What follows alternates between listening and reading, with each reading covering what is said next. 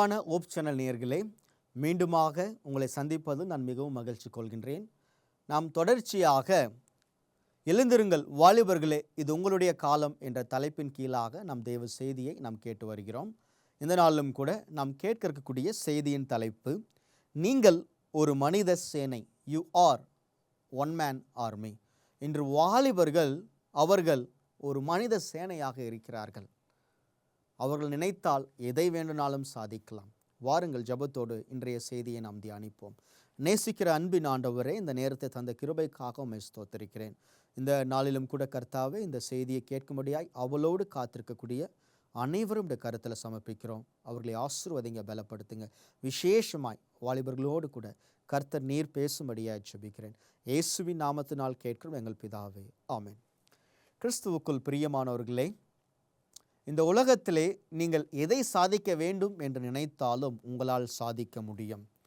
அதற்கான எல்லா காரியங்களையும் பலத்தையும் கர்த்தர் பரலோகத்திலிருந்து தரக்கூடியவராக இருக்கிறார் என்று நாம் பார்க்கிறோம்.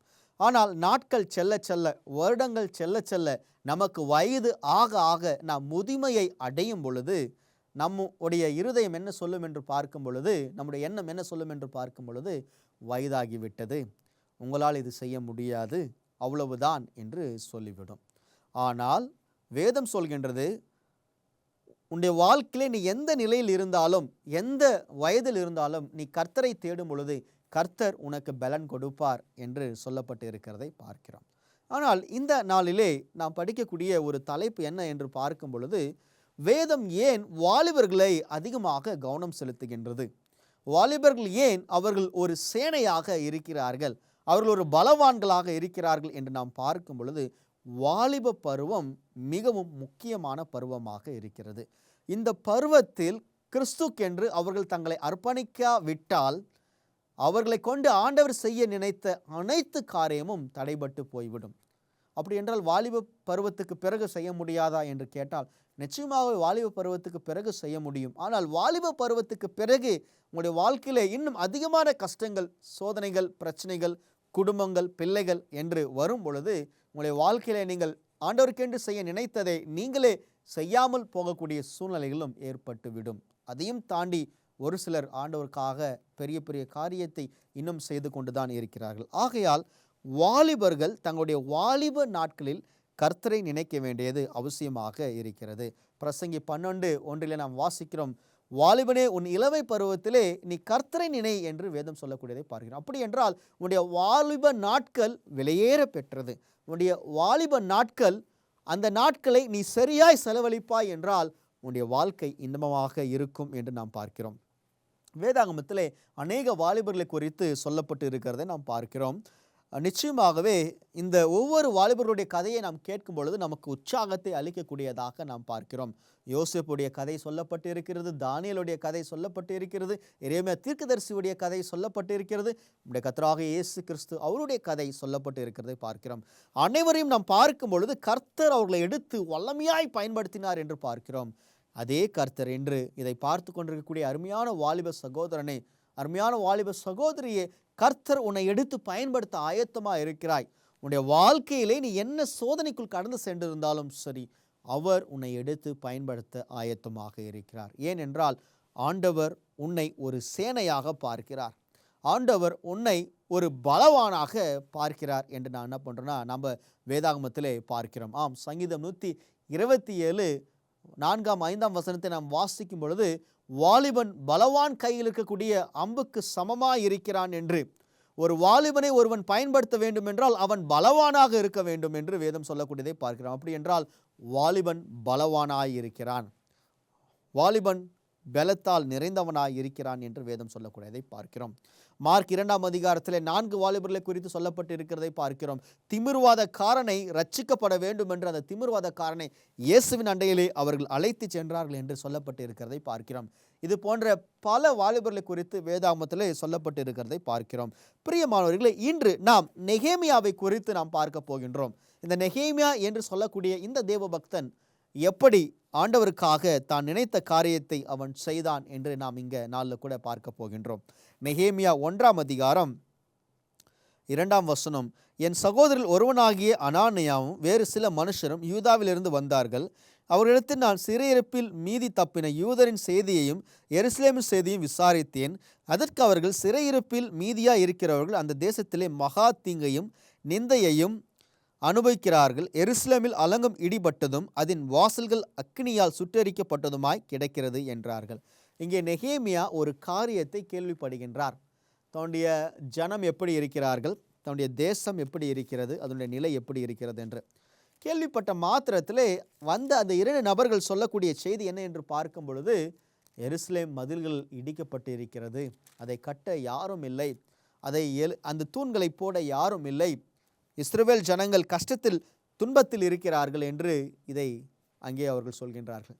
இதை கேள்விப்பட்ட மாத்திரத்திலே நெகேமியா மனமுடைந்தவராக அவர்களுக்காக ஏதாவது செய்ய வேண்டும், அவர்களுக்காக ஏதாவது செய்ய வேண்டும் என்று தன்னுடைய மனதிலே நெகேமியா நினைத்தான் என்று நாம் பார்க்கிறோம். ஒரே ஒரு மனிதன்தான், ஒரே ஒரு மனிதனுடைய சிந்தையில் இந்த எண்ணம் வருகிறது. மதில்களை கட்ட வேண்டும், இஸ்ரவேல் ஜனங்களை ரட்சிக்க வேண்டும், இஸ்ரவேல் ஜனங்கள் பாதுகாக்கப்பட வேண்டும் என்ற அந்த ஒரு எண்ணம் ஒரே ஒரு மனிதனிடம் வருகின்றது.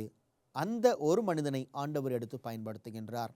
பிரியமான வாலிபனே, வாலிப சகோதரனே, சகோதரியே, நீ நன்மையாய் செய்ய வேண்டும் என்று நினைக்கக்கூடிய அந்த ஒரு நபர் நீயாக மட்டும் இருக்கலாம். உன்னை சுற்றி இருக்கிறவர்கள் நன்மை குறித்து யோசிக்காமல் இருக்கலாம், பிறருக்கு நன்மை செய்ய வேண்டும் என்று பிறர் யோசிக்காமல் இருக்கலாம். ஆனால் உனக்கு அது தோன்றலாம். உன்னுடைய இருதயத்திலே ஆண்டவர் உன்னோடு கூட பேசலாம், நீ அந்த நன்மையை செய், அந்த காரியத்தை செய் என்று. நெகேமியாவை போல ஆண்டவர் இன்று உன்னை அழைக்கிறார். நெகேமியாவை போல ஆண்டவர் இன்று உன்னை அழைக்கிறார். 4ஆம் வசனம் வாசிக்கும் பொழுது, இந்த வார்த்தையை கேட்டபோது நான் உட்கார்ந்து அழுது சில நாளாய் துக்கித்து உபவாசித்து மன்றாடி பரலோகத்தின் தேவனை நோக்கி.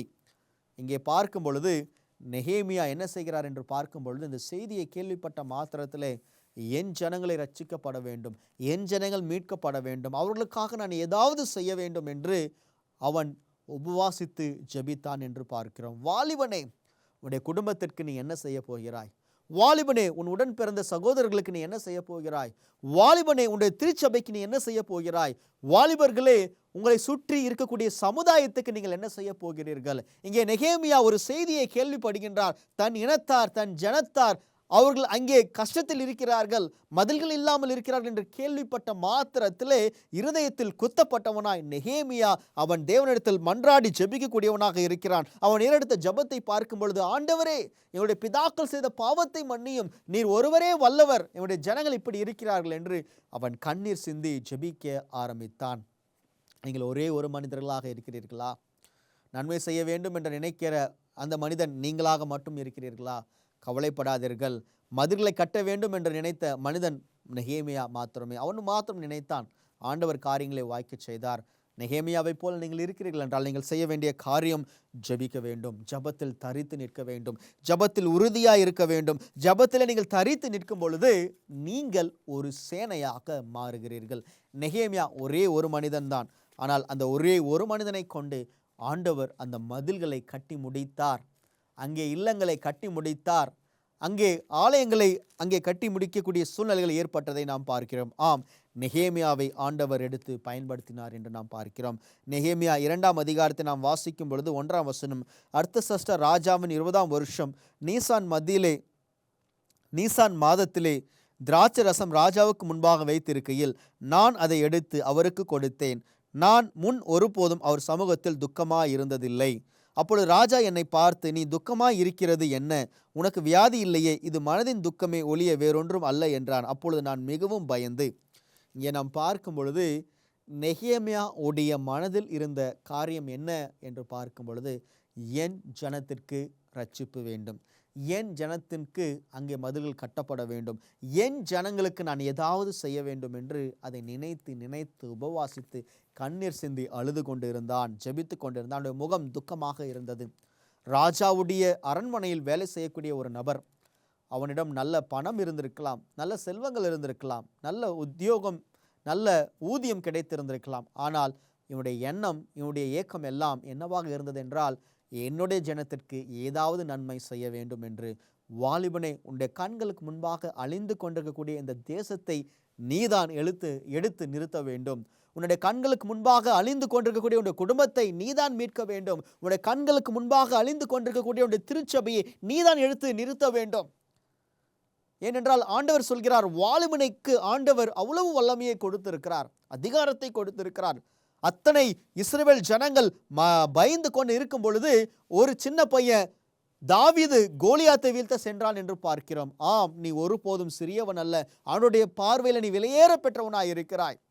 நீ ஒரே ஒருவனாக இருக்கலாம், பயப்பட வேண்டாம், திகைய வேண்டாம். நெகேமியாவை போல இருக்கலாம். ஆண்டவர் உன்னை அழைத்திருக்கிறார், ஆண்டவர் உன்னை அழைத்திருக்கிறார்.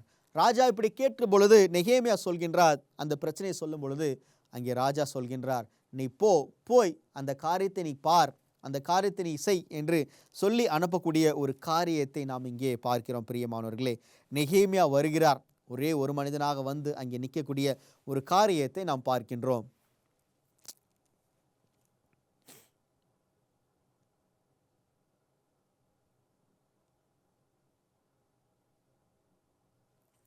பன்னெண்டாம் வசனத்தை நாம் வாசிக்கலாம்.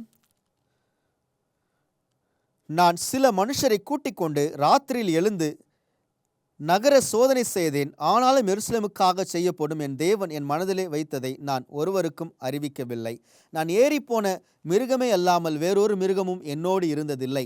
நான் அன்று ராத்திரி பள்ளத்தாக்கின் வாசல் வழியாய் புறப்பட்டு வலுசர்பத் துறவை கடந்து குப்பை மேட்டு வாசலுக்கு வந்து எருசலேமில் இடிந்து போன அலகத்தையும் அக்கினியால் சுட்டரிக்கப்பட்ட அதன் வாசல்களையும் பார்வையிட்டேன். அவ்விடத்தை விட்டு இங்கே நாம் பார்க்கும் பொழுது நெகேமியா அங்கே வருகிறார்.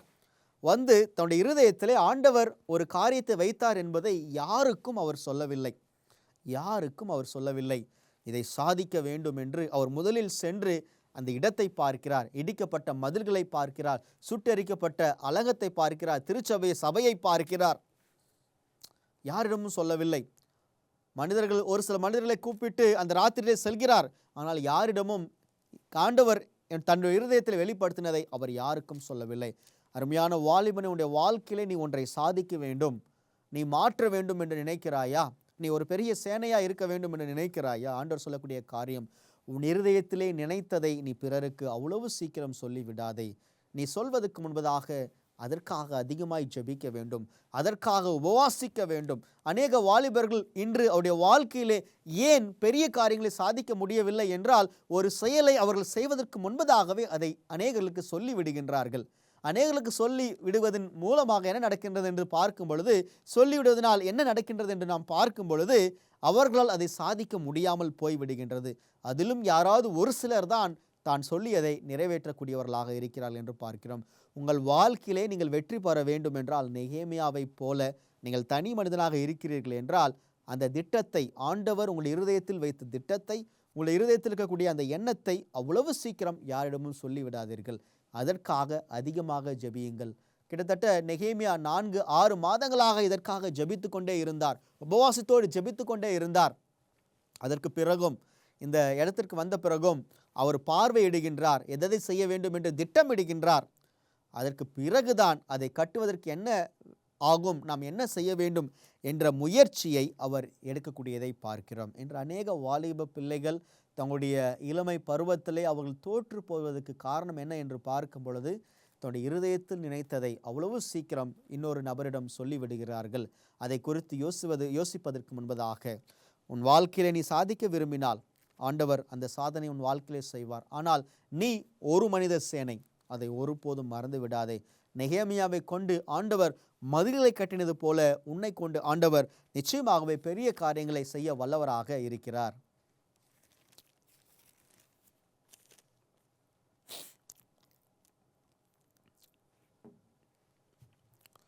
நெகேமியா 6ஆம் அதிகாரம் வாசிக்கலாம். நான் அலங்கத்தை கட்டி முடித்ததையும் இனி அதிலே திறப்பு ஒன்றும் இல்லை என்பதையும் சனபாலத்தும் தோப்பியாவும் அரபியானும் கோஷையும் எங்களோண்டே இருந்த மற்ற பகையினர்களும் கேள்விப்பட்டபோது, நான் வாசலுக்கு இன்னும் கதவு போடாதிருக்கையில் சனபாலத்தும் கேகேஷமும் ஆள் அனுப்பி, நாம் ஓனா பள்ளத்தாக்கிலே இருக்கிற கிராமங்கள் ஒன்றில் ஒருவருக்கொருவர் கண்டு பேசுவோம் வாரும் என்று கூப்பிட்டார்கள். அவர்களோ வென்றால் எனக்கு பொல்லாப்பு செய்ய நினைத்தார்கள். இங்கே பார்க்கும் பொழுது மதில்களை கட்டி முடிக்கப் போகின்றார். அப்பொழுது அந்த தேசத்தை சுற்றி இருந்த மற்ற நபர்கள் அல்லது அந்த தேசத்துக்கு எதிரிகள் அவர்கள் என்ன நினைக்கிறார்கள் என்று நாம் பார்க்கும் பொழுது, நெகேமியாவை அழித்து விட வேண்டும். நெகேமியா இதை கட்டாதபடி நாம் ஏதாவது செய்ய வேண்டும். இவன் மதில்களை கட்டுகின்றானே, இவன் யார்? இவன் மதில்களை கட்டுகின்றானே, இவன் யார்? இவனுடைய முயற்சியை தடுத்து நிறுத்த வேண்டும் என்று அநேக போராட்டங்களை அவர்கள் கொண்டு வந்தார்கள். இந்த ஒவ்வொரு அதிகாரங்களை நீங்கள் வாசிப்பீர்கள் என்றால், நெகேமியா அவன் முழங்காலில் அதிகமாக நின்றான். நெகேமியா என்றால் அவன் முழங்காலில் அதிகமாக நின்றான் என்று நம்மால் பார்க்க முடிகின்றது. அதிகமாக அவன் முழங்காலில் நின்றே ஆண்டவரிடமிருந்து அந்த ஆசீர்வாதத்தை பெற்றுக்கொண்டான். உங்கள் வாழ்க்கையில் கூட நீங்கள் ஏதாவது சாதிக்க வேண்டும் என்றால் அநேக தடைகள் வரும். ஆனால் நீங்கள் மறக்காதீர்கள், நீங்கள் நெகேமியாவை போல ஒரு மனித சேனையாக இருக்கிறீர்கள். ஆண்டவர் உங்களை கொண்டு பெரிய பெரிய காரியங்களை செய்ய வல்லவராயிருக்கிறார். நெகேமியாவை கொண்டு அங்கே எருசலேமின் இடிக்கப்பட்ட மதில்களை கட்டினது போல உங்களை கொண்டு இடிக்கப்பட்ட உங்களுடைய குடும்பத்தை ஆண்டவர் கட்டலாம். இடிக்கப்பட்ட இந்த தேசத்தை கட்டலாம். இந்த தேசத்தில் இருக்கக்கூடிய ஜனங்களை ரட்சிக்க ஆண்டவர் உங்களை எடுத்து பயன்படுத்தலாம். ஆகையால் நெகேமியாவை போல என்ன பிரச்சனைகள் வந்தாலும் தைரியமாய் நீங்கள் தரித்திருக்க வேண்டியது அவசியமாக இருக்கிறது. ஏனென்றால் நெகேமியாவை அழைத்த அதே கர்த்தர் இன்று உங்களையும் அழைத்திருக்கிறார். நெகேமியாவை கொண்டு பெரிய பெரிய காரியத்தை செய்த கர்த்தர் இன்று உங்களுடைய வாழ்க்கையிலும் அவர் பெரிய பெரிய காரியத்தை செய்ய காத்திருக்கிறார். ஆகையால் வாலிபர்களே, நீங்கள் எழுந்திருங்கள். வாலிபர்களே, உங்களுடைய கஷ்டத்தை விட்டு எழுந்திருங்கள். உங்களுடைய பாவத்தை விட்டு எழுந்திருங்கள். உங்களுடைய துன்பத்தை விட்டு எழுந்திருங்கள். ஆண்டவர் உங்களுக்காக ஒரு பெரிய திட்டத்தை வைத்திருக்கிறார், நோக்கத்தை வைத்திருக்கிறார். ஒருபோதும் மறந்து போய் விடாதீர்கள். ஆண்டவர் ஒரு பெரிய லட்சியத்தோடு நெகேமியாவை அழைத்தது போல இன்று ஆண்டவர் உங்களை அழைக்கிறார். அவருடைய சத்தத்துக்கு நீங்கள் செவிசாய்க்க வேண்டியதாக இருக்கிறது. பிரியமானவர்களே, நெகேமியா 6ஆம் அதிகாரம் 15வது வசனம். அப்படியே அலங்கமானது 52 நாளுக்குள்ளே கட்டப்பட்டு ஏலுல் மாதம் அப்படி அலங்கமானது 52 நாளுக்குள்ளே கட்டப்பட்டு ஏலுல் மாதம் 25ஆம் தேதியில் முடிந்தது. இங்கே பார்க்கும் பொழுது எதற்காக நெகேமியா வந்தாரோ அந்த காரியத்தை வெறும் 52 நாட்களுக்குள் முடித்து விடுகின்றார். சற்று சிந்தித்து பாருங்களேன். அடிமையாய் புறப்பட்டு சென்ற இஸ்ரவேல் ஜனங்கள் கிட்டத்தட்ட 10, 15, 20, 30 என்று 40, 50 வருடங்கள் ஆகிவிட்டது. அவர்களால் அந்த மதிலை கட்ட முடியவில்லை. ஆனால் நெகேமியா சென்று வெறும் 62 நாளுக்குள்ளாக அந்த மதில்களை அவர் கட்டி முடித்தார் என்று பார்க்கிறோம். வெறும் 52 நாளுக்குள்ளாக நெகேமியா அந்த மதில்களை கட்டி முடித்தார் என்று பார்க்கிறோம். இது எப்படி சாத்தியம்? எப்படி என்று பார்க்கும் பொழுது நெகேமியா ஜெபத்திலே அவர் தரித்து நின்றார். நெகேமியா தான் தேவனால் அழைக்கப்பட்டேன் என்பதை அவர் நம்பினார், உணர்ந்தார். ஆகையால் அவரால் சாதிக்க முடிந்தது. ஆம், இன்று அருமையான வாலிபர்களே, உங்களை பார்த்து இந்த உலகம் ஏளனம் சொல்கின்றதா? நீ சின்ன பையன், உன்னால் இதை செய்ய முடியாது, உன்னால் ஒன்றுமே முடியாது என்று சொல்கின்றதா? கவலைப்பட வேண்டாம். நெகேமியாவை போல ஒரு வைராக்கியத்தோடு கூட ஜெபத்தில் தரித்து நின்று நீங்கள் நினைத்ததை செய்ய முயற்சி செய்யுங்கள். ஆண்டவர் உங்களுக்கு வெற்றியை கொடுக்க வல்லவராய் இருக்கிறார். தேவனால் கூடாத காரியம் ஒன்றுமே இல்லை. நெகேமியா வெறும் 52 நாட்களில் அதை முடித்து விட்டார் என்று நாம் பார்க்கிறோம். ஆம் பிரியமானவர்களே, நீங்கள் தனி மனிதர் அல்ல. உங்களோடு கூட பரலோகத்தின் சேனை இருக்கிறது, பரலோகத்தின் தேவன் இருக்கிறது. இந்த உலகத்தில் நீங்கள் தனியாக இருந்தாலும் உங்களோடு கூட ஆண்டவர் தேவன் இருக்கிறார். தேவ தூதர்கள் உங்களுக்கு துணையாக நிற்கிறார்.